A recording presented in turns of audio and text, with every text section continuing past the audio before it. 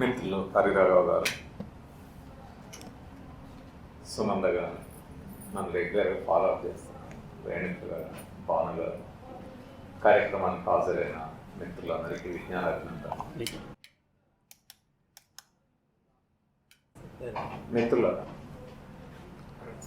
చాలామంది మూఢనమ్మకాలు, సూపర్స్టిషన్స్ అంటే ఏమనుకుంటారు అనుకుంటే బాణామతులు, చేతబడులు, మంత్రాలు, తంత్రాలు, దాడులు ఇవి మాత్రమే అనుకుంటారు.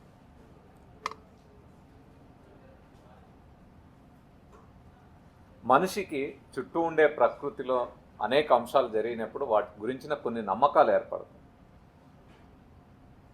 చాలా నమ్మకాలు ఏర్పడతాయి.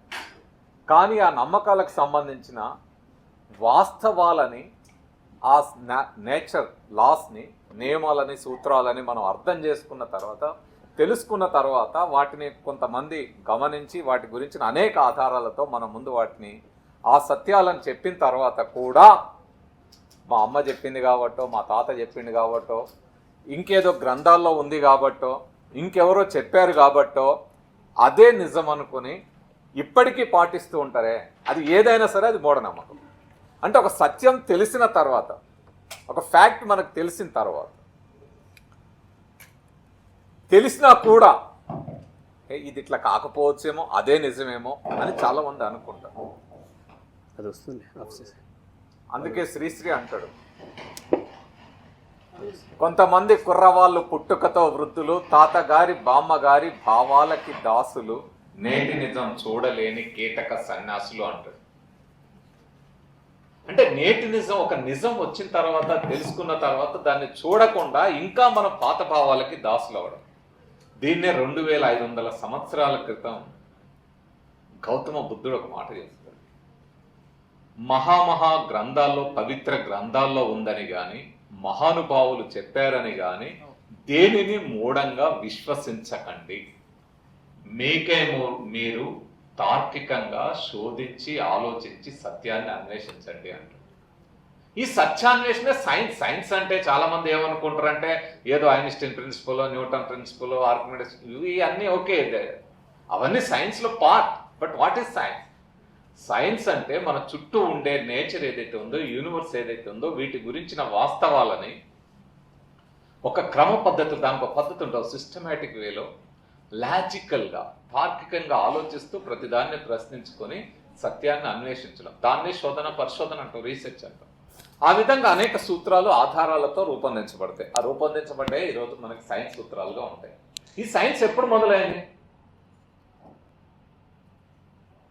మనిషికి ఎప్పుడైతే ఎదుగుబద్ద ఆలోచన వచ్చిందో అప్పుడే మొదలైంది. ఎప్పుడు? ఆదిమ కాలంలో. చాలా మంది ఏమనుకుంటారంటే నీ టెక్నాలజీ అంతా అమెరికాది లేకపోతే ఇతర దేశాల నుంచి వచ్చింది.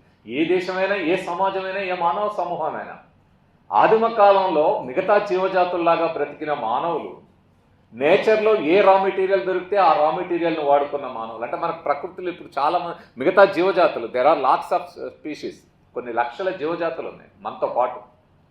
అవన్నీ కూడా నేచర్లో ఏ రా మెటీరియల్ దొరికితే ఆ రా మెటీరియల్ను ముడిసరుకుగా వాడుకుంటుంది. కానీ మనం మాత్రం వాటిని ప్రాసెస్ చేసి వాడుకుంటాం. ఎప్పుడైతే తనకు తోడుగా ఒక కొత్త సాధనాన్ని మనుషులు తెచ్చుకున్నారో, ఆదిమ మానవులు మిగతా జంతువులాగే వేటాడినప్పుడు, ఒక పులి ఉంది, వేటాడుతుంది ఒక జంతువుని, పోతుంది, తన గోర్లతో పట్టుకుంటుంది, అదే పండ్లతో పీకుతుంది. అదే ఒక జింక ఉంటుంది, ఏం చేయలేదు, ఆ పులి పడ్డప్పుడు వెనక్కి తిరిగి పరిగెడుతుంది. కానీ ఆ క్రమంలో మానవులు, అంటే ఆనాటి నాట్ ఓన్లీ మానవులు, ఆనాటి నియాండర్తల్స్ కావచ్చు, మానవులు అంటే ఈరోజు మన భాషలో హోమోసెపియన్స్. హోమోసెపియన్సే కాదు, హోమోసెపియన్స్ లాంటి మనలాంటి ఇంకొన్ని జీవులు ఉన్నాయి. కోతులు, చింపాంజీలు, కోతులు, కొండెంగలు, ఇట్లా రకరకాల కోతుల్లోనే జాతులు ఉన్నట్టు మనుషుల్లో కూడా నియాండర్తల్స్ కావచ్చు, హోమో ఎబిలస్ కావచ్చు, హోమో ఎరెక్టస్, ఇట్లా రకరకాలు, రామాపితికస్, ఆస్ట్రలోపితికస్, రకరకాల జాతులు కూడా ఉండేవి ఆనాటి వానర జాతుల్లో, ఎక్స్లో. వానర జాతి అనేది మళ్ళీ మీ కోతులు అనుకోకుండా, అది ఎక్స్లో. సో వాటిల్లో అవన్నీ కూడా, అందులో కొన్ని నియాండర్తల్స్ అయితే దాదాపు మనుషుల్లాగే సాధనాలు వాడేవారు. సో ఆ విధంగా ప్రకృతిలో ఆ జంతువు వచ్చి మీద దాడి చేసినప్పుడు, లేదా వేటాడడానికి వెళ్ళినప్పుడు, ఆ జంతువు వచ్చి తన మీద దాడి చేస్తున్నప్పుడు తనకు దొరికిన రాయో రప్పో సాధనమో తీసుకుని విసిరేయడం మొదలుపెట్టినప్పుడే సైన్స్ మొదలైంది. కొత్త సాధనం తెచ్చుకున్నాడు. అసలు టెక్నాలజీ అక్కడే కదా మొదలైంది. రాతియుగం, పాత రాతియుగం, కొత్త రాతియుగం, ఇవన్నీ మనం చూస్తాం. సో ఆ క్రమంలోనే మానవులకు ఒక ఆలోచన వచ్చింది. ఏమిటి ఆలోచన? ఉన్నట్టుండి అడవులు తగలబడతా ఉన్నాయి, అడవుల్లో ప్రాణాలు పోతా ఉన్నాయి, మనుషులు కూడా తగలబడతా ఉన్నాయి. ఉన్నట్టుండి తుఫాన్లు వస్తూ ఉన్నాయి, వరదలు వస్తూ ఉన్నాయి. ఏదంటే దీని అంతటి కారణం ఏంటి? ఎందుకు రాత్రి అవుతుంది, ఎందుకు పగలేదు? ప్రశ్నలు వేసుకున్నారు. ఈ ప్రశ్న వేసుకోవడం అనేదే హేతుబద్ధ ఆలోచన. ప్రశ్నించడం అనేది ప్రతిదాన్ని క్వశ్చన్ చేసుకోవాలి. ఇంతకుముందు మేడం మాట్లాడుతూ చాలా బాగా చెప్పారు. Simple thing. అది హోమియోనా, అది ఇంకో ఇంగ్లీషు తెలుగు మెడిసిన్లు ఏం లేవు. మెడిసిన్ అది మోడర్న్ మెడిసిన్, ఈరోజు మానవులు కనుగొన్నది. సో ఇవన్నీ ఉన్నాయి. ఏది దానివల్ల సైడ్ ఎఫెక్ట్స్ ఉన్నాయా, అసలు ఎఫెక్ట్స్ ఉన్నాయా? ఏ ఎఫెక్ట్ లేకపోతే సైడ్ ఎఫెక్ట్ ఉండదు. సైడ్ ఎఫెక్ట్ ఉందంటే సమ్ ఎఫెక్ట్ ఈజ్ దేర్ అని అర్థం. ఏదైనా సరే, ఇప్పుడు నిమ్మరసం తాగుతాం, మంచిదా కాదా ఆరోగ్యానికి? చాలా మంచిది, సి విటమిన్ ఉంటుంది. కానీ నాకు అసిడిటీ ఉంటే సైడ్ ఎఫెక్ట్ ఉంటుందా, ఉండదా?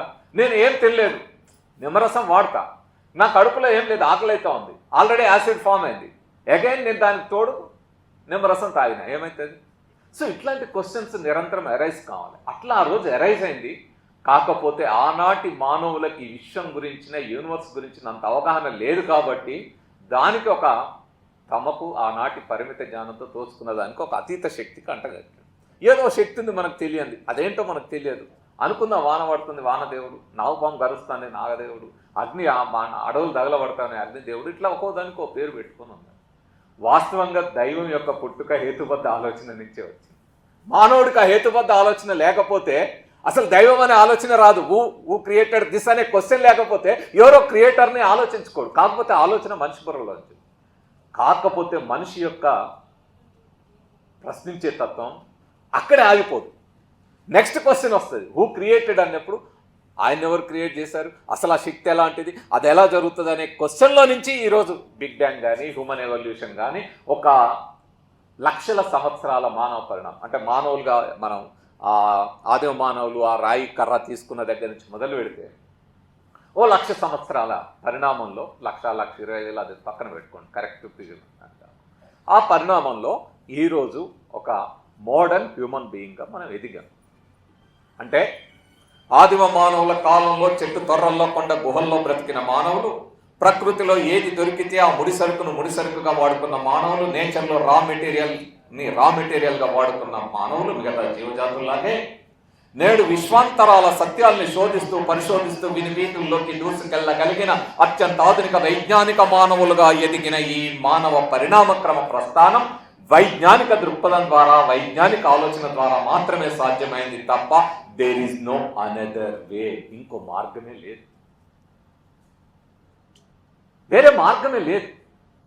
ఇది గనక మనకు అర్థమైతే, ఈ వైజ్ఞానిక దృక్పథం గనక మనకు అర్థమైతే, మనకొచ్చే శారీరక, మనకొచ్చే మానసిక సమస్యలని ఏ విధంగా అర్థం చేసుకోవాలనేది వస్తుంది. పరిష్కారం సంగతి తర్వాత, కనీసం అవేంటి, ఎందుకు వస్తాయి, ఎట్లా అవుతుంది. ఈరోజు మానసిక సమస్య అనగానే ఓ సైకాలజిస్ట్ దగ్గరికి, ఓ సైకాట్రిస్ట్ దగ్గరికి పోవాలనగానే మన సమాజంలో ఉన్న ఒక పెద్ద మూఢనమ్మకం ఏంటంటే, పిచ్చోళ్ళు మాత్రమే వీళ్ళ దగ్గరికి పోతారు. నీకేమైనా పిచ్చిలేసిందా, ఏం పని లేదా? అదే మీరు యూరోపియన్ కంట్రీస్ కానీ ఇంకో దగ్గరికి పోతే తల్లి తన పిల్లల్ని ఎలా పెంచాలని సైకాలజిస్ట్ దగ్గరికి వెళ్ళి కౌన్సిలింగ్ తీసుకుంటుంది. లేదు, నేను నా ఉద్యోగంలో ఎదురయ్యే సమస్య, ఏదో టెన్షన్ నుంచి ఎలా తగ్గించుకోవాలనే దానికి వెళ్ళి తీసుకుంటారు. ఏంటిది? It's a quite common thing. నీకు జ్వరం వస్తే ఏం చేస్తావు?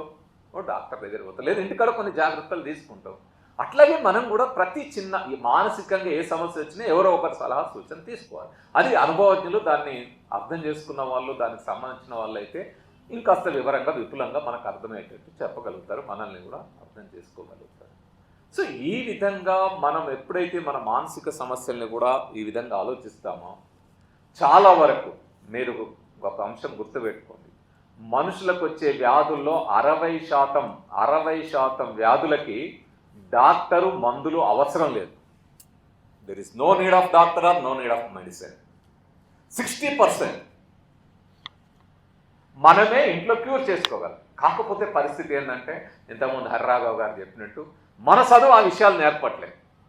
మన చదువు ఎంతసేపు ఏం నేర్పుతా ఉంది మనకంటే, క్లాస్ రూమ్ ఉంటుంది, టీచర్ ఒక క్వశ్చన్ చెప్తారు, దానికి ఆన్సర్ కూడా టీచరే చెప్తారు, ఈ క్వశ్చన్ ఆన్సర్ నోట్బుక్లో రాసుకుంటాం, దాన్ని బైహార్ట్ చేస్తాం, ఎగ్జామ్లో అడుగుతారు, వాళ్ళు అడిగిన క్వశ్చన్కి వాళ్ళు చెప్పిన ఆన్సర్ నోట్బుక్లో రాసుకునేది బైహార్ట్ చేసినాము, అందులో రాసినాం, మార్క్స్ వచ్చినాయి, ర్యాంకులు వచ్చినాయి, ర్యాంకులు కూడా వచ్చినాయి, ఐఐటీలో సీట్స్ వచ్చినాయి, నీట్లో కూడా సీట్ కొట్టినాం. కానీ లైఫ్కి వచ్చేసరికి చిన్న సమస్యను ఫేస్ చేయాలంటే కూడా కింద మీద పడిపోతా ఉన్నాం. చూస్తున్నాం కదా ఎక్కడికి పోతుంది ఈ పరిస్థితి. ఒక అమ్మాయి అట సెల్ ఫోన్ ఇవ్వకపోతే సూసైడ్ చేస్తుంది. ఐఐటీలు చదివి ఆ టెన్షన్లో ఆ ఉద్యోగాలు చేసుకుంటా లైఫ్లో ఎదురయ్యే సమస్యను, చిన్న భార్యాభర్తలు తాగాదో, అమ్మ కోప్పడ్డదనో, లేకపోతే అమ్మ నాన్న ఇంకేదన్నా ఇవ్వలేదనో, లేకపోతే ఫ్రెండ్స్ ఏదో అన్నారని కూడా సూసైడ్స్ దాకా వెళ్ళిపోతాం. ఎందుకు వెళ్ళిపోతారు మనుషులు? ఇలా ఎందుకు తయారవుతారు అంటే మన విద్య, మన ఎడ్యుకేషన్ మనకు కావాల్సిన విజ్ఞానాన్ని అందించట్లేదు, జస్ట్ జ్ఞానం ఇస్తూ ఉంది. జ్ఞానానికి విజ్ఞానానికి తేడా. అవర్ సెన్స్ ఆర్గాన్స్, మనకి ఒక 5 సెన్స్ ఆర్గాన్స్ ఉంటాయి. మేము అందరం ప్రైమరీ స్కూల్లోనే చదువుకున్నాం. ఈ చుట్టూ ఉండే యూనివర్స్ గురించిన ఇన్ఫర్మేషన్ని ఇవి మన మెదడుకి పంపిస్తాయి. ఇది జ్ఞానం, ప్రకృతి గురించిన జ్ఞానం మనకు అందుతుంది. బట్ ఆ information always may not be truth. మన సెన్స్ ఆర్గాన్స్ మనకు పంపించే, మన బ్రెయిన్కు పంపించే ఆ information always may not be truth. Sorry, కింద may be truth or may be false. చాలా మందికి ఇల్యూజన్స్ కనపడతాయి. ఇది మనకి ఆప్టికల్ ఇల్యూజన్స్ ఉంటాయి. అన్ని 5 సెన్స్ ఆర్గాన్స్ పంపించే ప్రతి దాంట్లో ఇల్యూజన్స్ ఉంటాయి.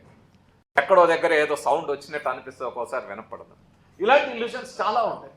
నేను ప్రాక్టికల్గా కూడా కొన్ని చూపెడతా ఉంటాను మా క్లాసుల్లో.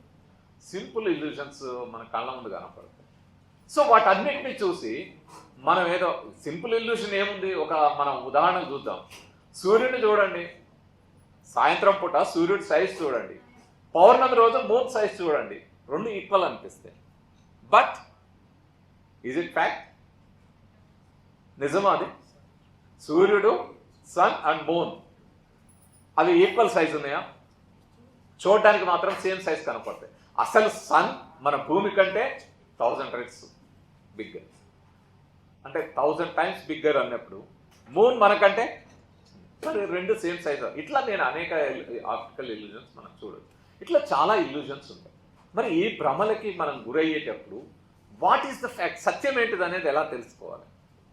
ఈ తెలుసుకోవడం కోసమే ఎడ్యుకేషన్ గురించి ఐన్స్టీన్ ఒక మాట చెప్తాడు. Education is not knowing the facts. అంటే నీ పుస్తకంలో ఉండే సమాచారం ఏదైతే ఉందో ఆ ఇన్ఫర్మేషన్ అంతా నీ బ్రెయిన్లోకి డంప్ చేయడం కాదు ఎడ్యుకేషన్. కానీ విచారకరమైన పరిస్థితి ఏంటంటే మన ఎడ్యుకేషన్ సిస్టమ్ ఆ విధంగానే అక్కడ ఉండే సమాచారాన్ని అంతా మనం బ్రెయిన్లో డంప్ చేస్తున్నాం. మనం కూడా బుక్స్లో ఉండే ఇన్ఫర్మేషన్ అంతా డంప్ చేస్తున్నాం. ఇది కరెక్టా కాదా, ఇది నిజమా కాదా? ఎప్పుడైనా మనం ఒక ప్రశ్న వేసుకొని దాని గురించి ఆలోచించాం. అసలు నాకు అర్థం కాదు ఏంటంటే, నేను చాలాసార్లు టీచర్లు ట్రైనింగ్లో కూడా అడుగుతాను టీచర్స్, అమ్మ ఇదంతా పక్కన పెట్టండి, కానీ ఇప్పుడు స్కూల్లో క్వశ్చన్ మీరు అడుగుతారా, స్టూడెంట్స్ అడుగుతారా? ఎవరు అడుగుతారండి క్వశ్చన్? ఎవరు అడుగుతారు? టీచర్ అడుగుతారు. క్లాస్ అంతే కదా, సబ్జెక్ట్ బోధించే టీచర్ క్వశ్చన్ అడుగుతారు. మనం ఏం చేయాలి? స్టూడెంట్స్ ఏం చేయాలి? ఆన్సర్ చెప్పాలి. ఏ ఆన్సర్ చెప్పాలా? టీచర్ చెప్పిన క్వశ్చన్, టీచర్ చెప్పిన ఆన్సరే మనం చెప్పాలి. అవునా? Is it science? Is it way of thinking? Question ఎవరు అడగాలి? నాకు డౌట్ వస్తే నేను తెలియని విషయం తెలుసుకోవడానికి నేను అడగాల. అసలు ఎడ్యుకేషన్ సిస్టమ్ ఎట్లా ఉండాలి? అక్కడ ఉన్న వాళ్ళందరూ క్వశ్చన్ అడిగితే ఇక్కడ కూర్చునే టీచర్, ఇక్కడ నిలబడ్డ టీచర్ సమాధానం చెప్పాలా. డౌట్స్ ఎవరికి వస్తాయి? తెలియనప్పుడు వస్తాయి. ఆ తెలియని విషయం తెలుసుకోవాలనుకున్నప్పుడు నేను డౌట్స్ అడగాలి కదా. అది అడగకపోతే ఎట్లా నాకు వాస్తవం తెలుస్తుంది? మీరు చెప్పింది నిజమో కాదో నాకు ఎట్లా తెలియాలి? తెలియకపోతే మనం ఎట్లాంటి డైలమాలోకి వెళ్తాం? ఒక ఆయన వచ్చేమో తెలుగులో పద్యం చెప్పే, హిరణ్యాక్షుడు భూమిని సాప చుట్టినట్టు చుట్టాను అని. ఇంకో ఆయన వచ్చి భూమి గోళాకారంలో ఉండాను. నేను ఈయనకి ఈ సమాధానం చెప్పాలి, ఆయనకు ఆ సమాధానం చెప్పాలి. ఇట్లా తయారైనాక నాకు ఇక జీవితంలోకి వచ్చిన ఈ సమస్యలు ఫేస్ చేయమంటే ఏం చేస్తాను? ఎట్లా చేస్తారు? ఎవరికి ఏ సమాధానం ఎవరికి తగ్గట్టు వాళ్ళు చెప్పిన క్వశ్చన్కి వాళ్ళు చెప్పిన ఆన్సర్ చెప్పేటట్టు రెడీ అయిపోతుంది. క్వశ్చనింగ్ ఎక్కడ ఉంది ఇక్కడ? సో ఈ ఎడ్యుకేషన్ సిస్టమ్ నుండి లోపాన్ని అర్థం చేసుకోకపోతే మనం ఈ సైకలాజికల్ ప్రాబ్లమ్స్ ఇవన్నీ కూడా ఎట్లా అర్థం చేసుకోవాలని మనకు తెలియదు. ఎందుకని ఐన్స్టీన్ మీకు అందరూ తెలుసు కదా, ఐన్స్టీన్ చదువుకునే రోజుల్లో ఏ రోజుల్లో ఆయనకి ర్యాంక్స్ రాలేదు. యావరేజ్ స్టూడెంట్, యావరేజ్ మార్క్స్ వచ్చింది. ఆయన అటు ఇటు గ్రాడ్యుయేషన్ పూర్తి చేసిన తర్వాత, మాస్టర్స్ పూర్తి చేసిన తర్వాత యూనివర్సిటీలకి కాలేజీలకి వెళ్ళి నాకు ఏదైనా అసిస్టెంట్ ప్రొఫెసర్ లేకపోతే లెక్చరర్ టీచర్ ఉద్యోగం వస్తుంది. ఎవరు ఉద్యోగం లేదు. ఆయన జాబ్ కోసం ఒక పేటెంట్ ఆఫీస్లో చేరాడు. పేటెంట్ ఆఫీస్లో ఒక ఎంప్లాయీగా చేరాడు. పేటెంట్ ఆఫీస్లో ఎంప్లాయీగా చేరిన Einstein 1 morning in the year of 1905 theory of relativity అనే ఒక పేపర్ రిలీజ్ చేశారు, రీసెర్చ్ పేపర్.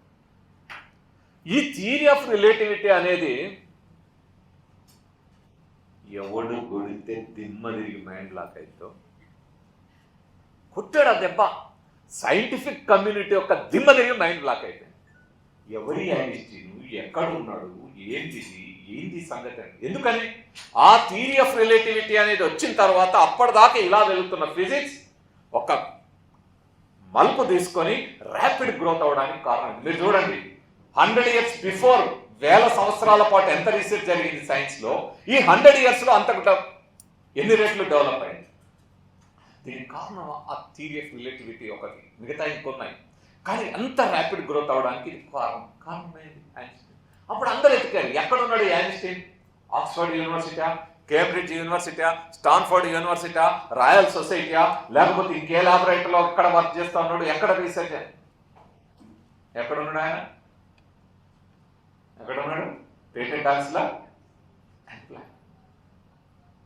అప్పుడు అడిగారు అనమాట, ఏమై ఐన్స్టీన్, నువ్వు చూస్తేనేమో పేటెంట్ ఆఫీస్లో ఎంప్లాయ్, నేనేమో సైంటిస్టులము ఈ యూనివర్సిటీలో ఇక్కడ రీసెర్చ్ చేసుకుంటూ దాన్నే లైఫ్గా బతుకుతున్న వాళ్ళం, నువ్వేమో పేటెంట్ ఆఫీస్లో ఎంప్లాయ్, నువ్వెట్లా ఇంత వండర్ఫుల్, ఇంత గొప్ప సూత్రాన్ని కనిపెట్టినవి ఏంటి అంటే, ఆయన ఏమన్నాడు తెలుసా?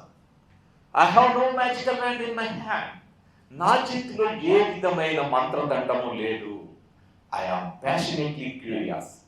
తెలియని విషయం తెలుసుకోవాలనే తపన, కుతూహలము, జిజ్ఞాస నన్ను ఇక్కడ దాకా తీసుకొచ్చింది. మా ఇంటికి అంకుల్ కానీ మా ఫాదర్ నాకు కంపాస్ గిఫ్ట్గా ఇచ్చాడు. కంపాస్ తెలుస్తుందా మీకు? South north poles.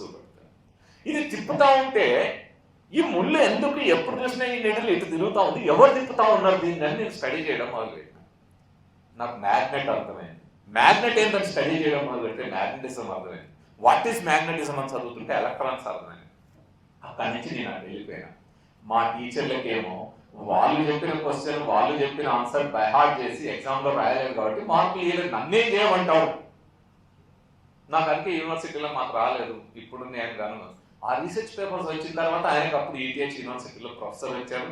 ఆ తర్వాత ఈటీహెచ్ యూనివర్సిటీలో స్పెషల్ థియరీ ఆఫ్ రిలేటివిటీ ఇలాంటి థియరీస్ కనుగొన్న తర్వాత నోబెల్ ప్రైజ్ వచ్చింది. సో ఇవాళ మన తెలివితేటలను ఏ విధంగా కొలుస్తున్నారు? మార్కులు, ర్యాంకులతో కదా కొలుస్తున్నారు.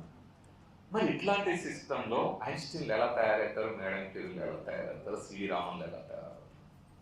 కాబట్టి మనము ఏ సమస్యనైనా అర్థం చేసుకోవాలంటే ఫస్ట్ క్యూరియాసిటీ ఉండాలి, క్రిటికల్ థింకింగ్ ఉండాలి.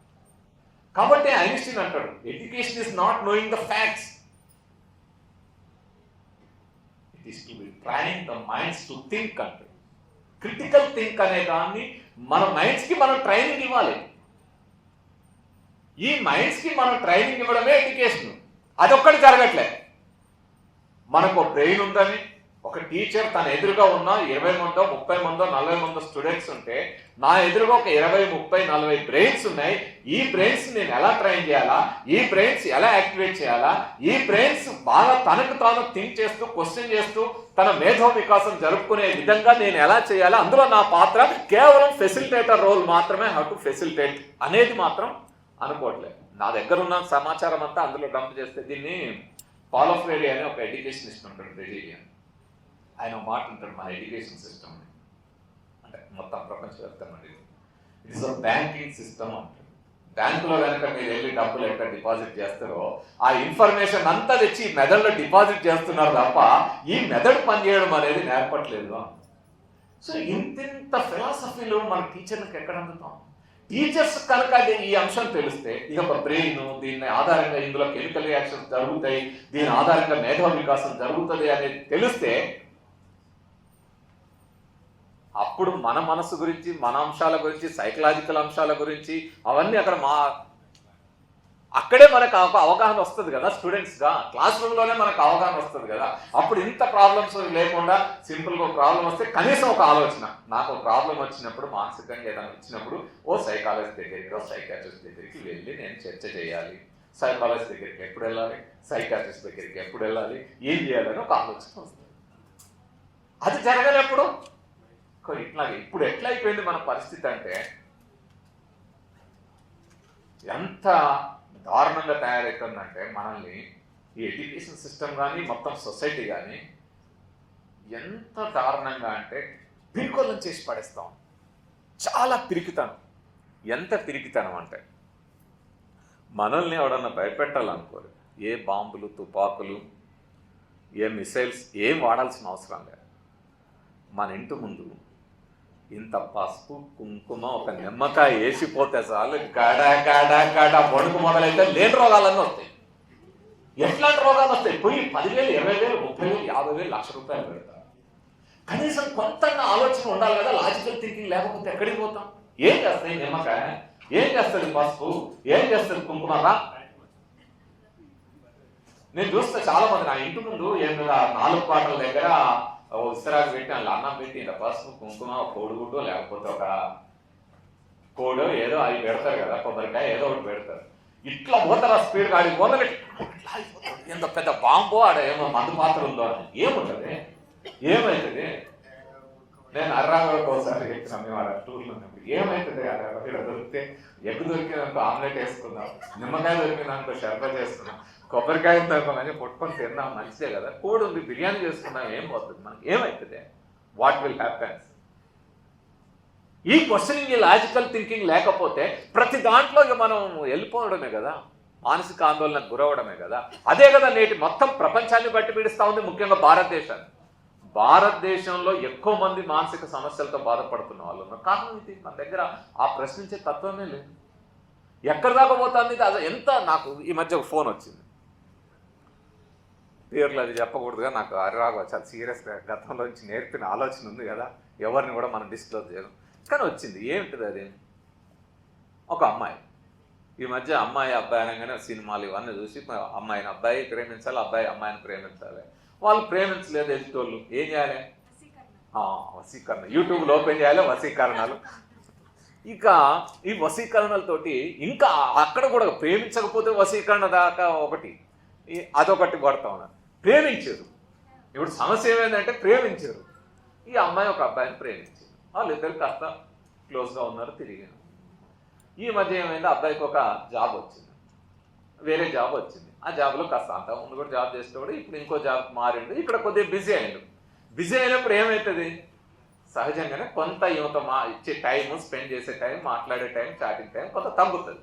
ఎందుకంటే ఈ వాజ్ అదర్వైజ్ బిజీ కదా ఉద్యోగంలో. సో ఇప్పుడు ఏం జరిగింది? ఆ అమ్మాయి, ఈయన నాతోటి ఇంత ముందులాగా మాట్లాడలేడంటే నా పట్ల ఏదో తగ్గినట్టుంది, ప్రేమ తగ్గినట్టుంది, మరి ఏం చేయాలి అనగానే ఈ మధ్యనే ఇంతకుముందు ఆ మేడం చెప్పింది, యూట్యూబ్లో అన్ని ఎతుకుతాం కానీ అసలేనే ఎతకాలన్నట్టు.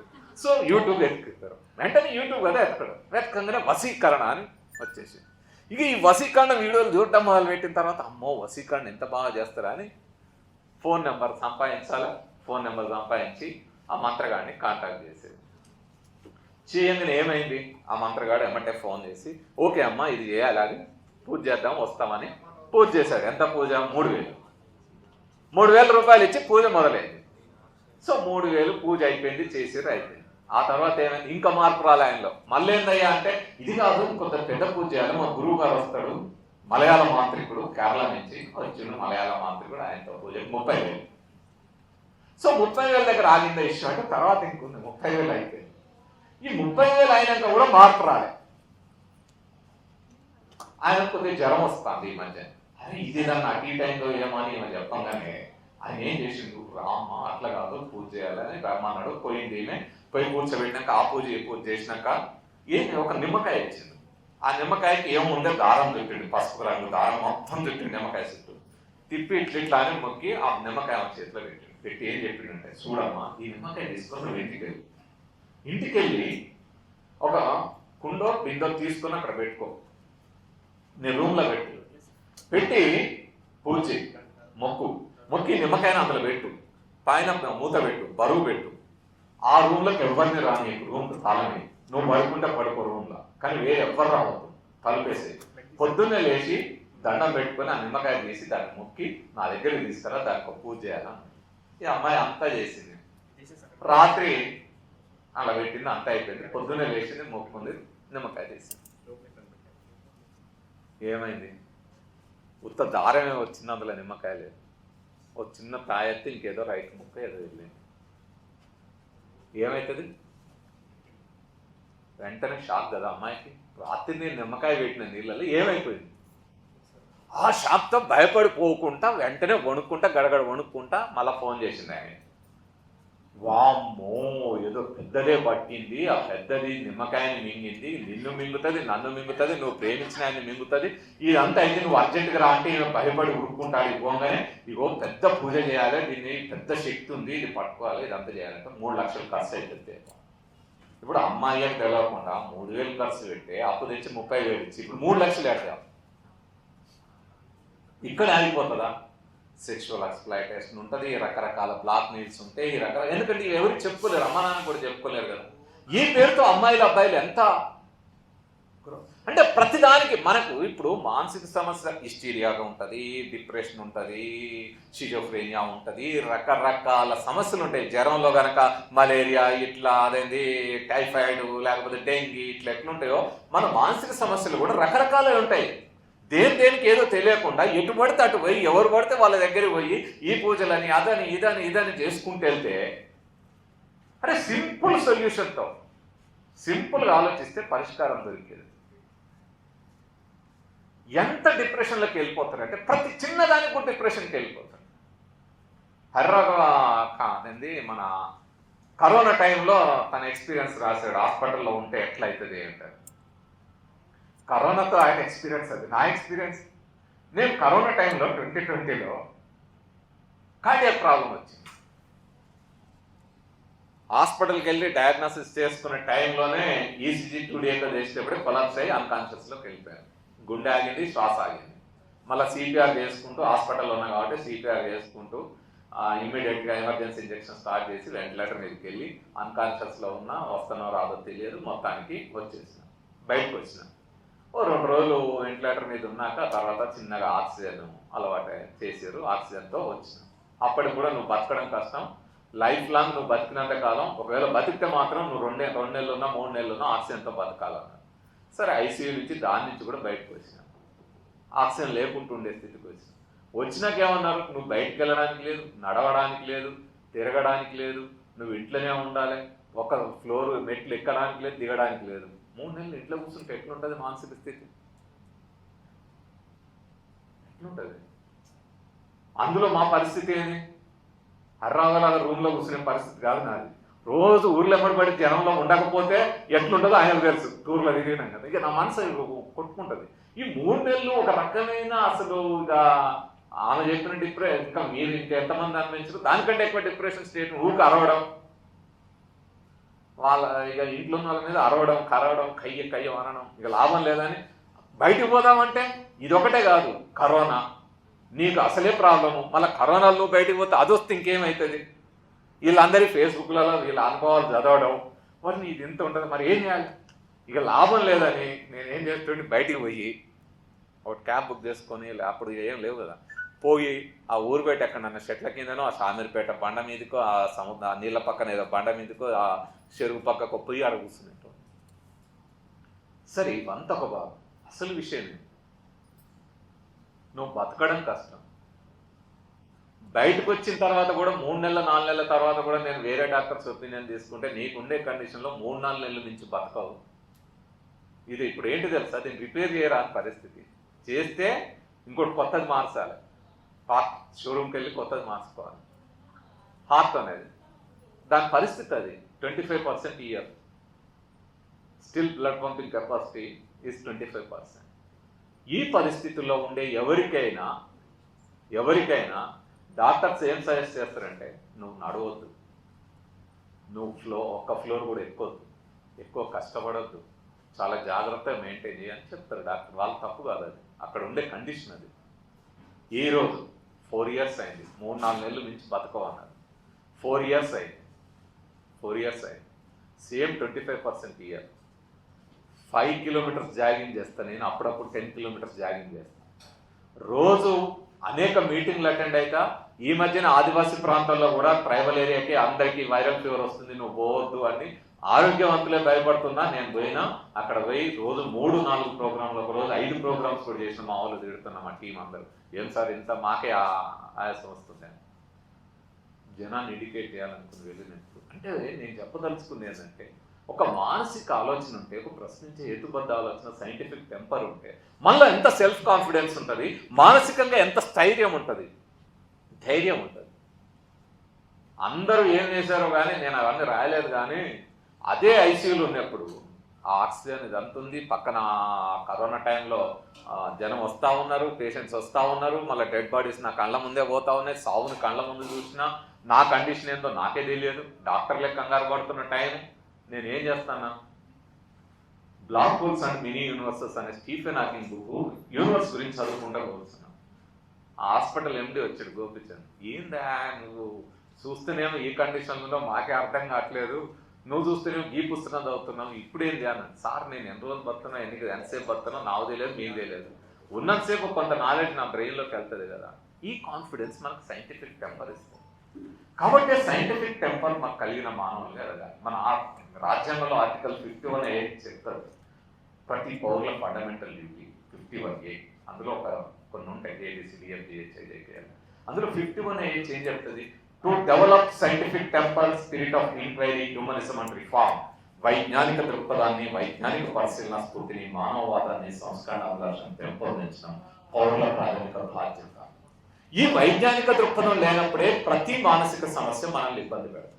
ఎప్పుడైతే ఈ వైజ్ఞానిక దృక్పథం కలిగిన వాళ్ళు ఉంటారో, ఇలాంటి వాళ్ళు మనకు దొరుకుతారో, ఎడ్యుకేట్ చేస్తారో, అప్పుడు మనం వాటి నుంచి బయటకు వచ్చి నార్మల్ జీవితాన్ని గడపగలుగుతాం, ఉన్నతమైన మానవులుగా ఎదగగలుగుతాం. ఆ ఎదగడానికి తగిన గైడెన్స్ కావాలి. ఆ గైడెన్సే ఇలాంటి సమావేశాల ద్వారా, ఇలాంటి వ్యక్తుల ద్వారా మనకు అందుతుంది. సో సైకాలజిస్ట్ కూడా చాలా మంది ఉంటారు, చాలా రకాలుగా ఉంటారు. కానీ రేషనల్ థింకింగ్, సైంటిఫిక్ టెంపర్ కలిగించడం అనేది చాలా ముఖ్యం. చాలా మంది ఏమంటారంటే, అసలు దేవుడు అనే భయం లేకపోతే పాపభీతి విరిగిపోతుంది కదా, నేరాలు జరుగుతాయి కదా. నువ్వే కదా బాగా అడిగారు కదా ప్రశ్న, పాపభీతి విరిగిపోతుంది కదా. నిజమా? యూరోపియన్ కంట్రీస్లో మీరు వెళ్ళండి, నాన్ బిలీవర్స్ ఎక్కువ ఉంటారు, అక్కడ నేరాల రేటు తక్కువ ఉంటుంది, హ్యాపీనెస్ ఇండెక్స్లో ఫస్ట్ ఉంటాయి ఆ దేశాలు. ఎందుకు